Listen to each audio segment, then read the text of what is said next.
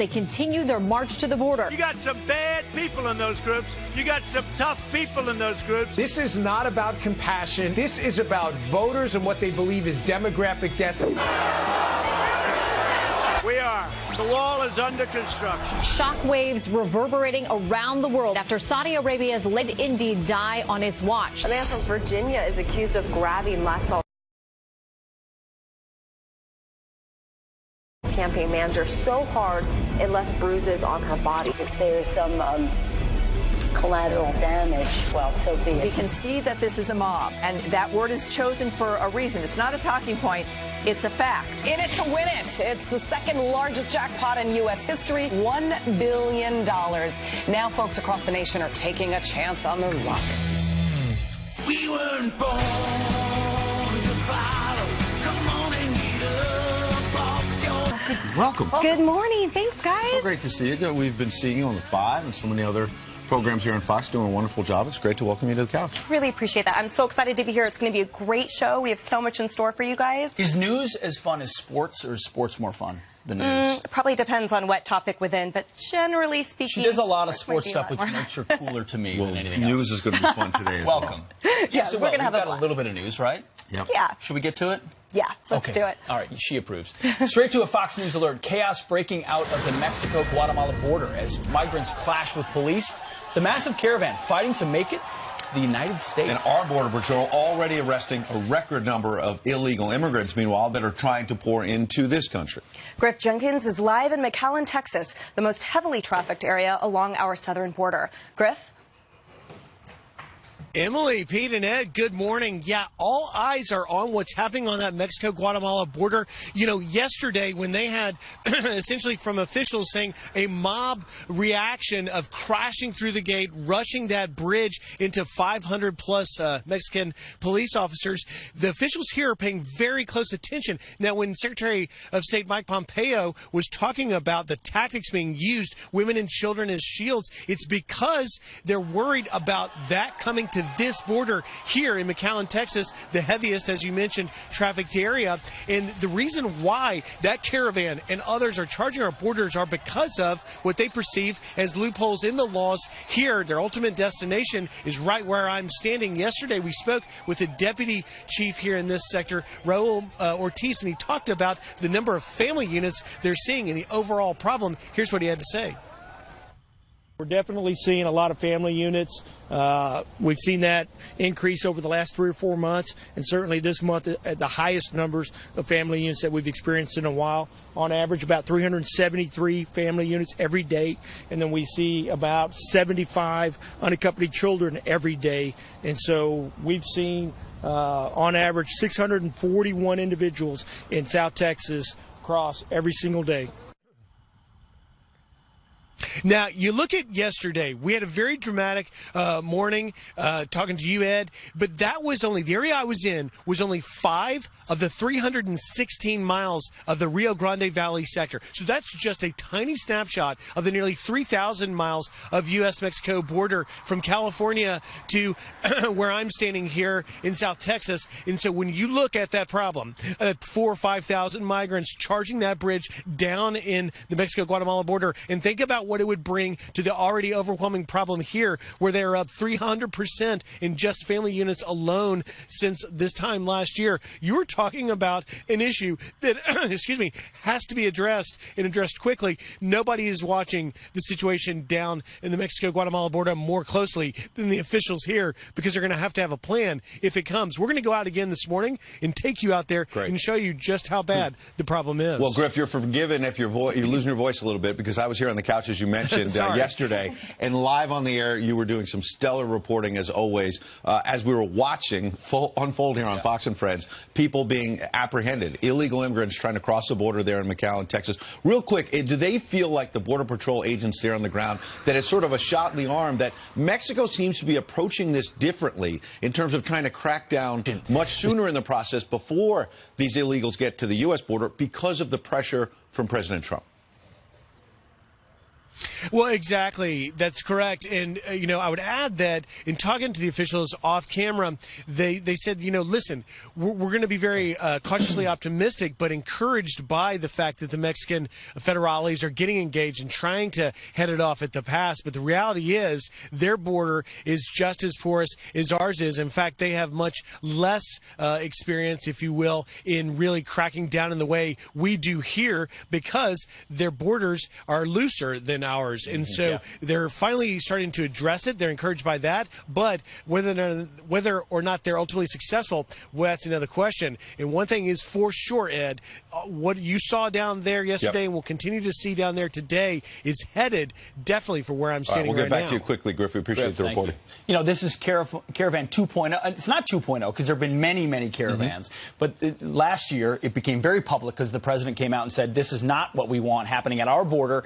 This is the second iteration thereof. You might think that maybe this time we're prepared to address it. Maybe not. We'll see. Well, and the critics of the president kept saying, he's exaggerating this. Look at the video. He was not exaggerating. No. Look at what's happening, not just at the U.S.-Mexico border, but down on Mexico's southern border. Exactly. And what strikes me, too, is the fact that for mass migration in the southern border, border security is actually only a small component of it when it gets to our borders. And what's not being covered as much, except for on this network, is the fact that there's diplomacy issues happening. There's conversations and negotiation with the Mexican government. There's a cartel chokehold on these migrants. There's the humanity aspect of an unsecured border, which sheriffs and representatives down on that southern border keep talking about. But the left, and unfortunately a lot of media, isn't covering that part of the conversation that's just as absolutely crucial. Right. Well, because they're not covering, our president is, and Donald Trump was in Mesa, Arizona last night, another border state, talking about the caravan. Here's what he had to say. Right now, as you know, Mexico is on their southern border, and they're fighting some bad people in that group. You see the people come up and you listen to the fake news back there and you think they're all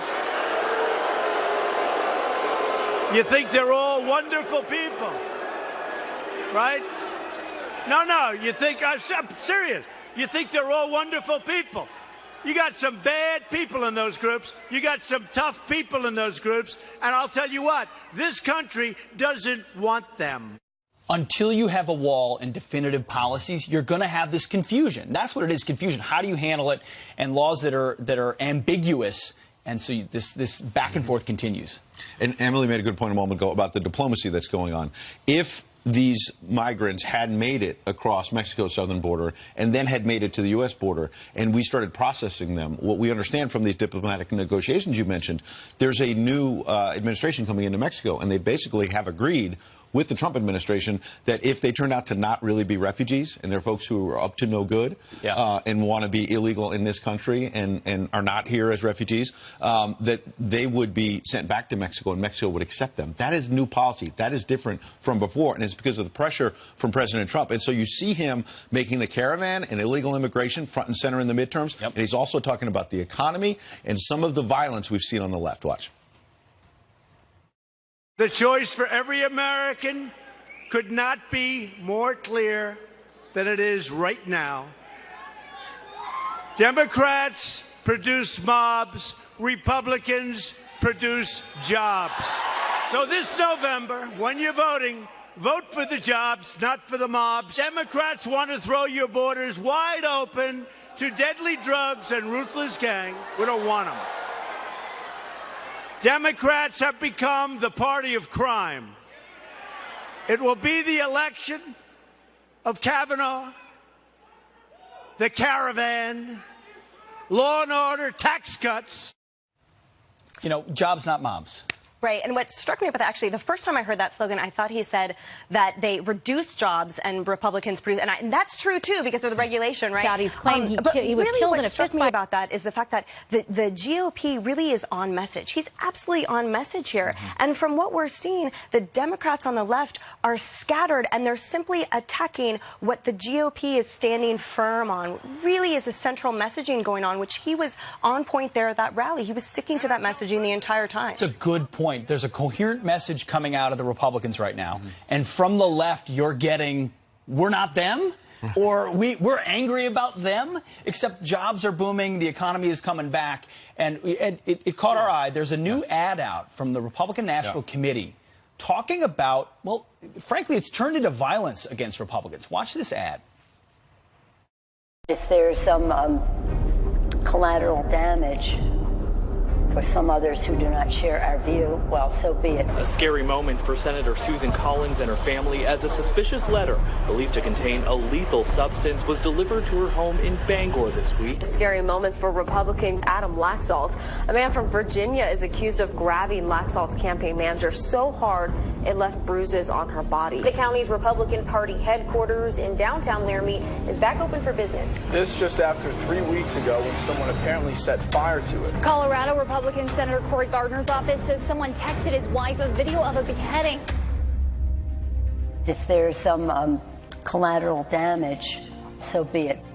So I would argue that the Democrats have a consistent message as well, which is that they're not really denouncing the violence. And they are saying, look, if you're on our way, you got to get out of the way. And we saw this supercharge during the Kavanaugh debate when Cory Gardner's wife got that awful text message about a beheading. And Tammy Bruce was on with Sean last night and basically calling the Democrats out. Watch.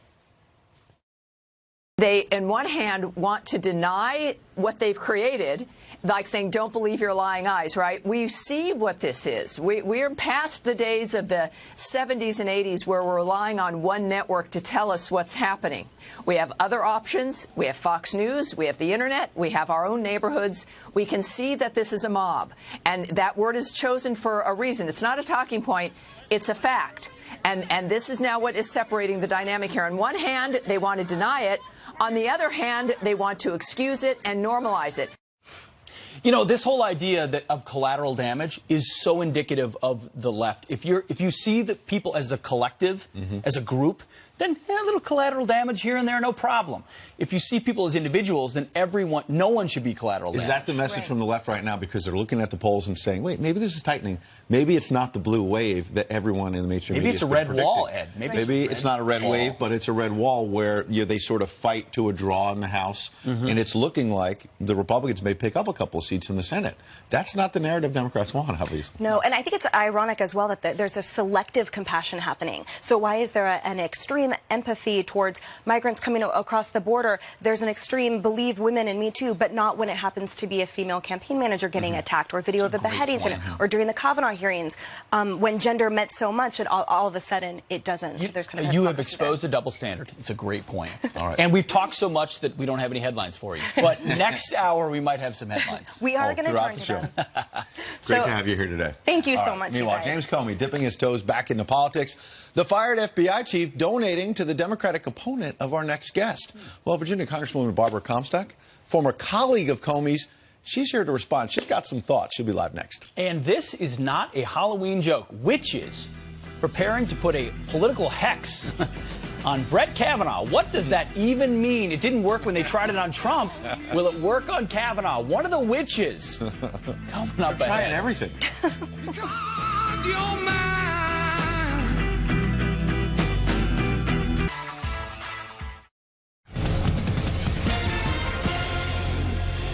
He's back. Former FBI chief James Comey dipping his toes into national politics yet again. This time donating to a Democratic candidate in a big U.S. House race in Virginia. Campaign finance filings revealing that Comey, who had at one time been a registered Republican, contributed the maximum amount of $2,700 to Virginia Democrat Jennifer Wexton, who's facing off against the incumbent Republican Congresswoman Barbara Comstock. And Barbara joins us now. She is a former colleague of James Comey at the DOJ. She's live with some reaction. Good morning, Congresswoman. Ed, I'm sorry, I'm not hearing anything right now in my ear. Sorry. Okay, I'm sorry. Can you hear me now? I'm not hearing anything. Okay. All right, Congresswoman. I'm going to go through the polls while they try to deal with your audio right there. Okay, you know what? I think we're going to try to... Okay. We are going to go right now to another report. There's obviously some breaking news out of Saudi Arabia. We will get back to the Congresswoman. Saudi Arabia now saying that the missing Washington Post columnist Jamal Khashoggi died during a fight at the Saudi consulate in Istanbul. Everyone around the world knew that already. They finally confirmed it. 18 people now under arrest, but American lawmakers in both parties are mighty skeptical. Our Jillian Turner is live in Washington with the president's response. Good morning, Jillian. Good morning, Ed. Secretary of State Pompeo returned to Washington from Saudi Arabia late last night with no comment on the Saudis' latest explanation, which is that Jamal Khashoggi got killed in an impromptu brawl inside their Turkish consulate. State referred all journalists to the White House, which put out a statement that reads in part, quote, "We will continue to closely follow the international investigations into this tragic incident and advocate for justice that is timely, transparent, and in accordance with all due process." Now, lawmakers have roundly criticized the administration over the past 18 days since Khashoggi was killed. The chairman of the Senate Foreign Relations Committee reacting with a statement of his own last night, saying, "The stories the Saudis have told about Jamal Khashoggi's disappearance continues to change with each passing day. So we should not assume their latest story holds water. They can undergo their own investigation, but the U.S. administration must make its own independent, credible determination of responsibility for Khashoggi's murder." President Trump, though, striking a different tone. I think it's a good first step. It's a big step. It's a lot of people involved, and I think it's a great first step. Saudi Arabia has been a great ally, but what happened is unacceptable. Now, Turkish authorities were initially denied access to the Saudi consulate in Istanbul for over 2 weeks amid reports of multiple cleaning crews traveling in and out of the building, Ed. All right, Jillian Turner, appreciate that report and appreciate you rolling with that. Obviously, we will get back to Congresswoman Comstock as soon as we fix the audio. We want to hear her story as well. We'll get to that in a minute. In the meantime, a Fox News alert. That migrant caravan we've been talking about busting through Mexico's southern border despite an offer of asylum. So what needs to happen now as they continue to inch closer to the U.S.? Our panel is here to weigh in live next. And Twitter CEO Jack Dorsey, now San Francisco's new plan to combat the homelessness crisis. Why is he calling the homeless tax unfair? Stick around for that.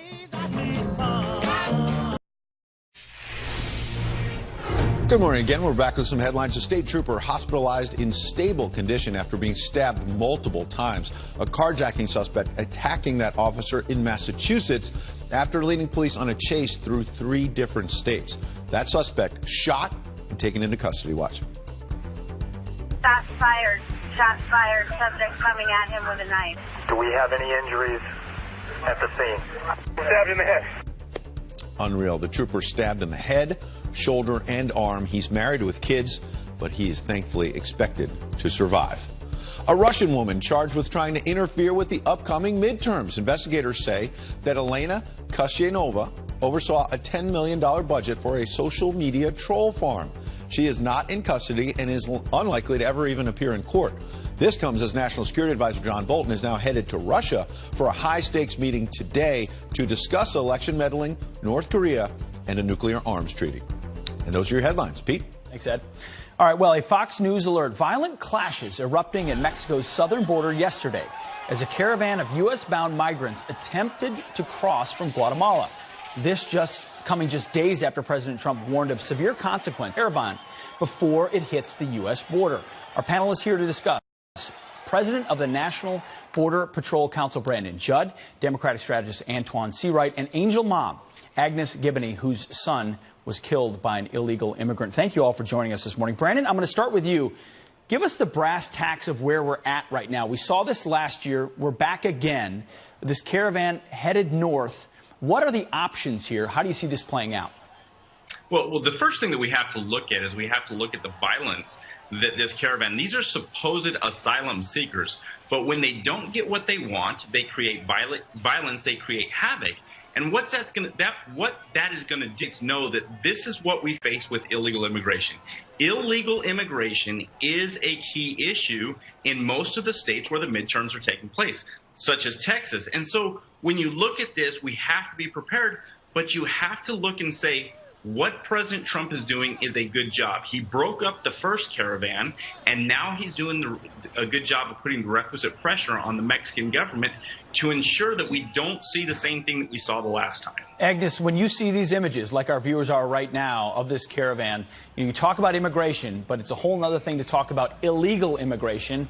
We'll see, there are a lot of these folks attempting to get asylum, claim to be refugees. But Agnes, what do you, as someone who lost a son to an illegal, how does this make you feel?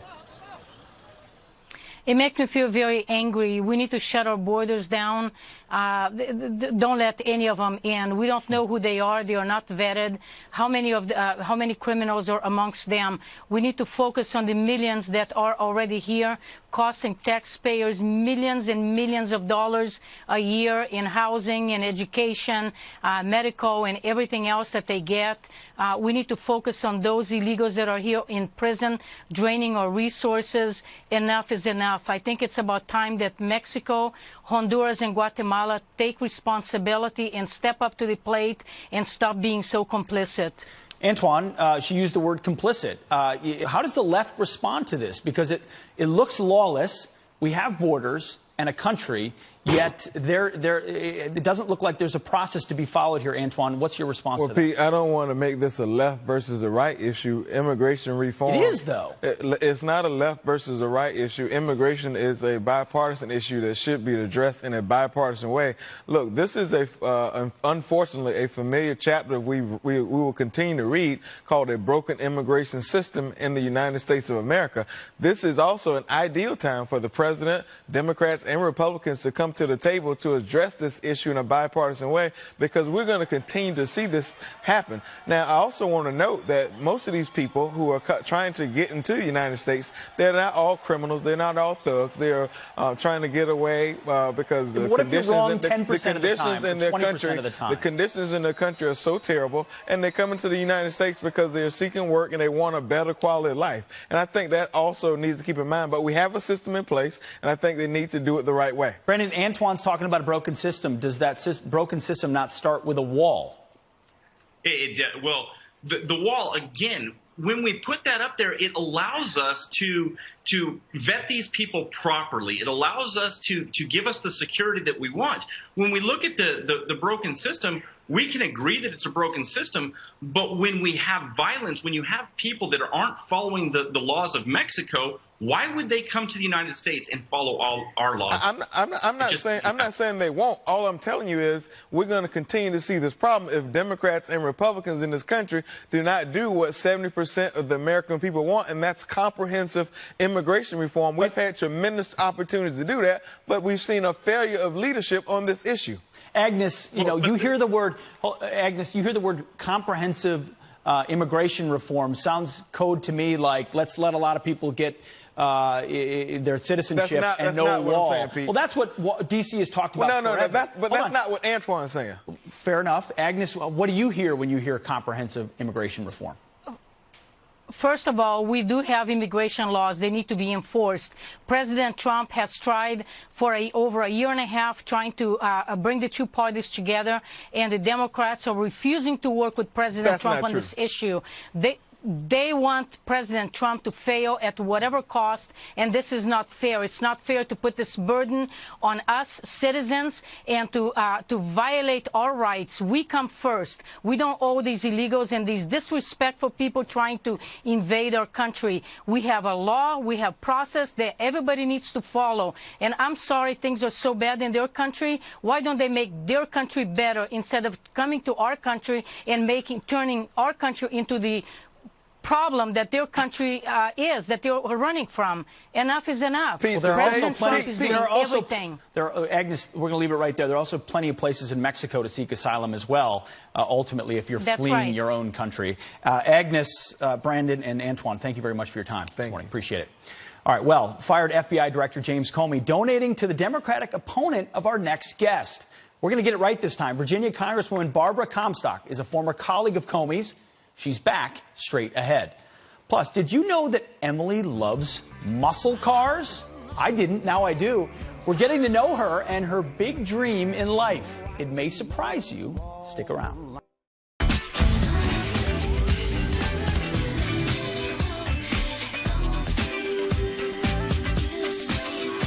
know more about her. And what I love is that she wants to know more about herself. She loves Janet Jackson, apparently. That's something to start, right? I love that, But when you did the tease, she turned to me and said, what was he teasing? What's my big dream? So What is my dream she's going to learn about her big dream as we do as well.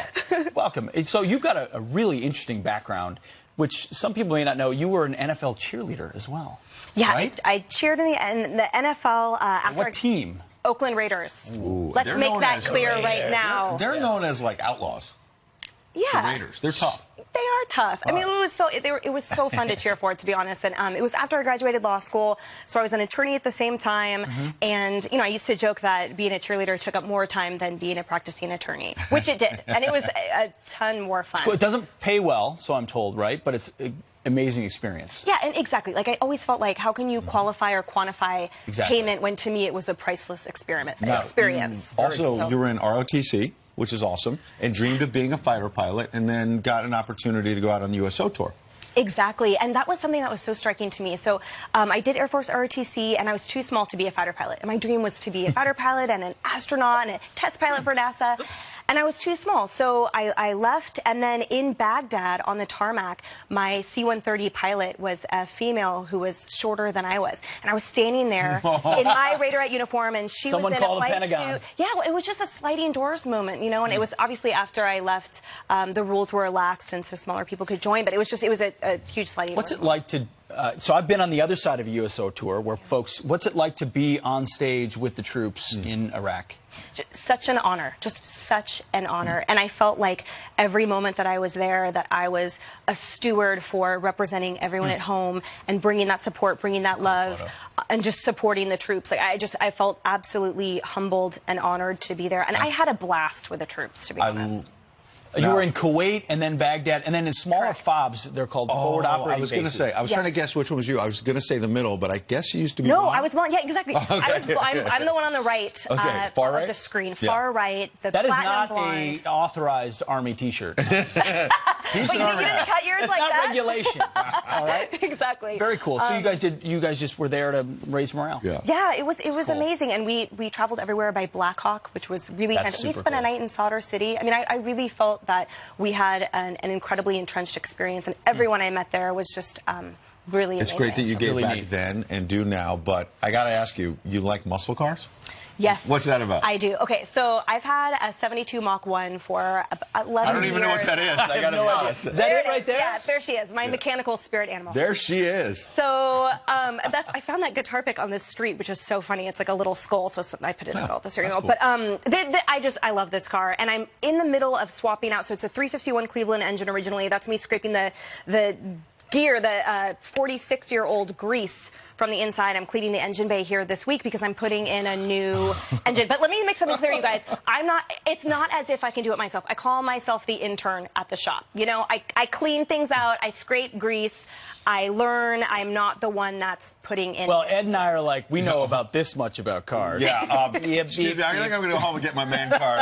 Sorry, what? But how did you get into that? This is awesome. Well, I think part of it is my dad loved cars, but he's Sicilian, so he loved European cars, Alfa Romeos, but we would go to car shows together, and I developed this love for classic and muscle cars. What about your other baby? Not the car. My canine child. So I have a 9-year-old Doberman pinscher. That's her, Duchess. I have to take glamour shots of her. You guys, she's so photogenic. Yes, that's a bow. Doberman with a bow? Yes. Yes. It's aggressive. But I feel like it mitigates the approach, right? So people, it's a Doberman, but it's with a bow. And I kept her ears. So let's see, a Doberman, muscle cars, you want to be a fire pilot. I'm seeing some toughness in your, you're tough. Baghdad Doberman. Baghdad, yeah. Baghdad Doberman. That was her birthday. I put a hat on her, which she then chased a squirrel while wearing it. So. Well, we promised we'd get to know you. We certainly got to know you. That was awesome. You can put a bow on a Doberman, but you can't take the Doberman out of the Doberman. Exactly. It's still going to go after anything it can get. Well, we're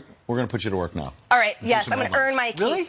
Okay. Okay. Turning down to your headlines. Police hailed as heroes for likely stopping a school shooting.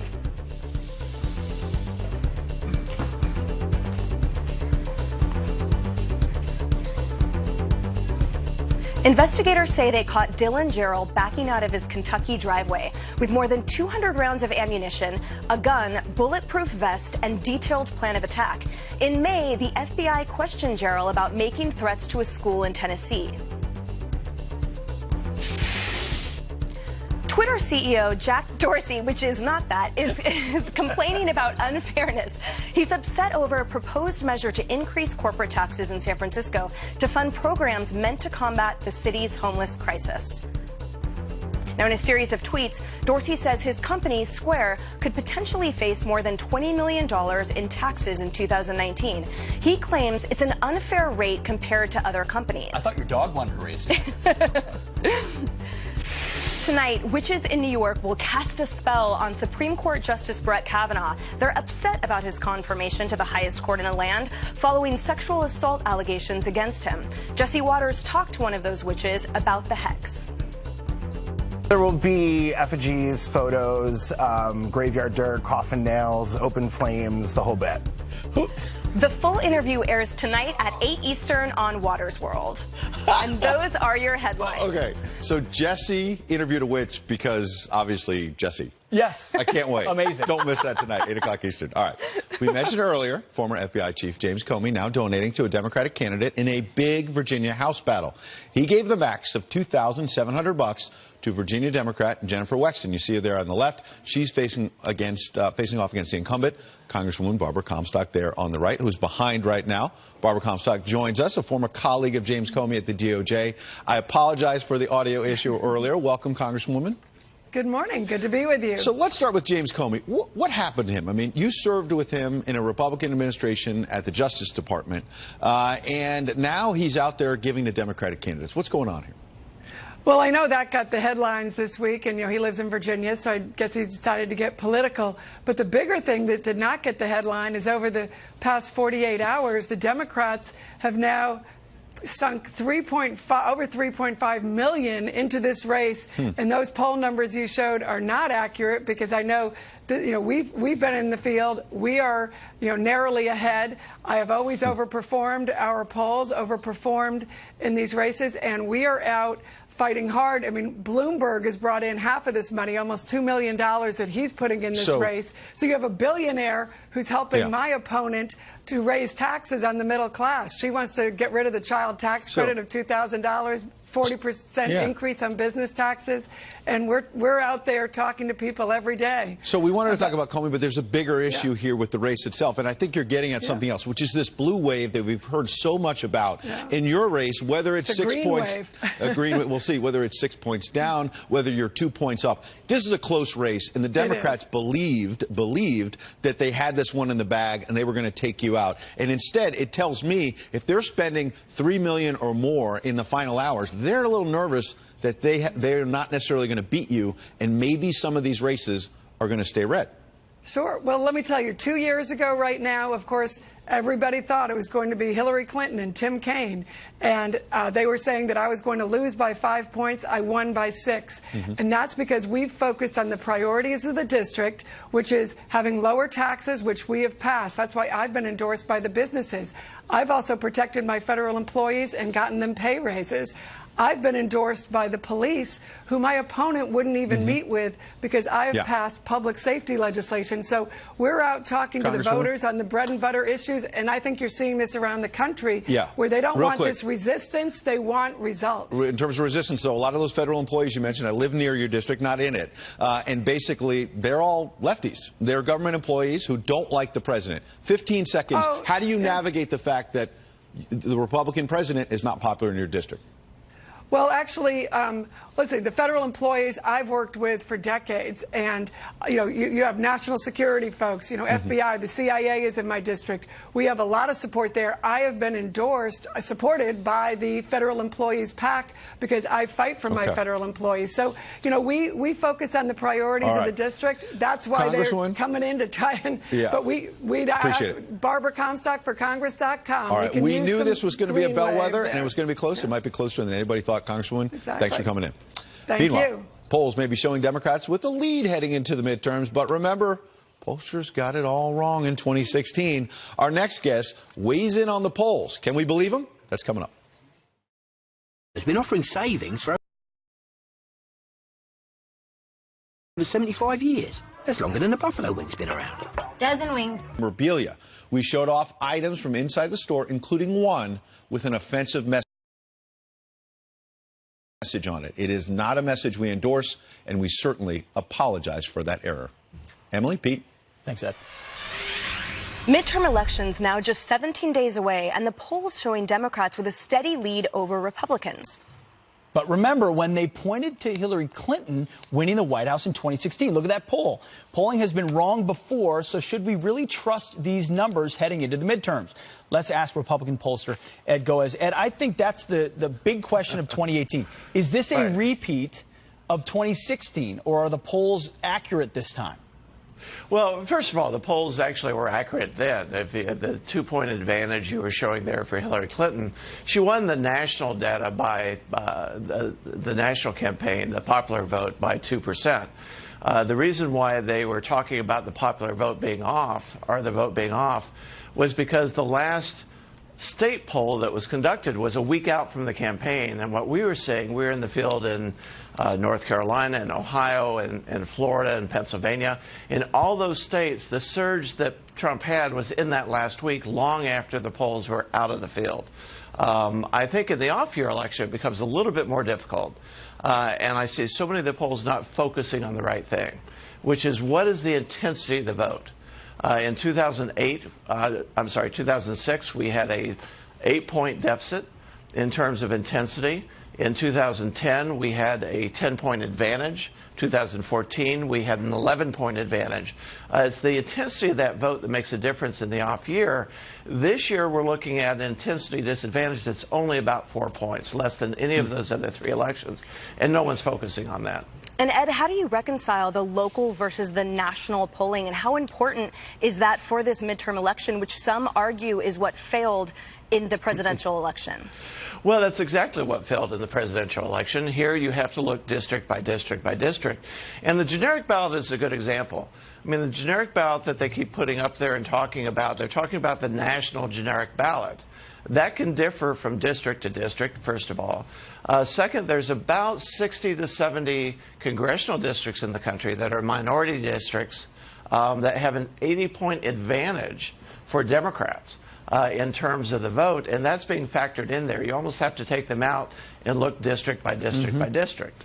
Ed, briefly, I mean, the states like Pennsylvania, Wisconsin, even the state-based polling in 2016 was off. They had those states going for Hillary Clinton. So are they still undersampling Trump's? I mean, look at that. So you've got Pennsylvania, Wisconsin, and Michigan. All were supposed to go for Hillary Clinton, according to Real Clear Politics average.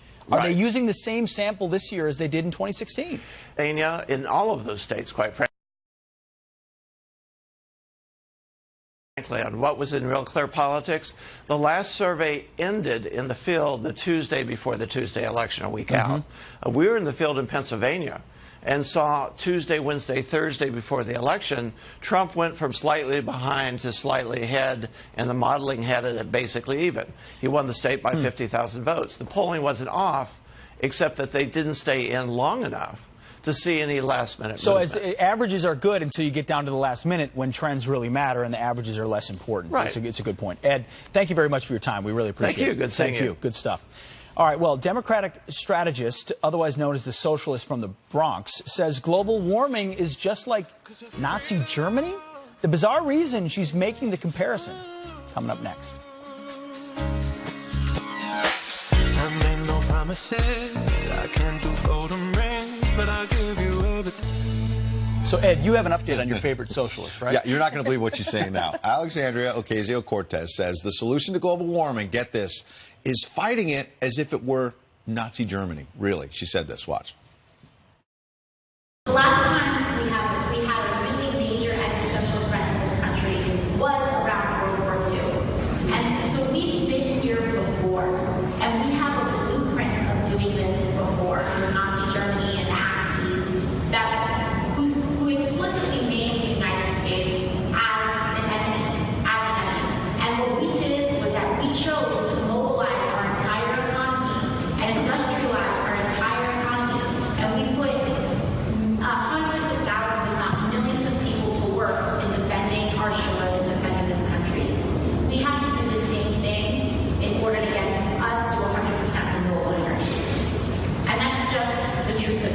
Okay, where I'll give her 1 point. I'm not going to defend what she said because it's bizarre. Is that she's saying we need to mobilize as if it were a major threat. And global warming is real, whether some Republicans don't want to admit it, maybe including Pete. But we do have to mobilize. But the idea of comparing it to Nazi Germany, any comparison, there's nothing to compare to Nazis. It was despicable, it was awful, and just stop making those comparisons. And that hyperbole undercuts her argument. So she could talk about it so much more rationally, make that argument you just did, call for a mobilization, but now not to throw that in. Yeah, now we just toss away. We don't believe anything she's saying. Yeah, can she name the Axis powers? They're not the Axis powers. She called them the Axis. The Axis powers. Do you even know your history? Listen, she is the perfect expose of the left. They're obsessed with global climate change. It is their issue number one. Enemies that have faces they don't like, enemies that are the weather they love. Yep. And let us know. Email us, friends@foxnews.com. What do you think? All right, we've got more Fox and Friends on the other side.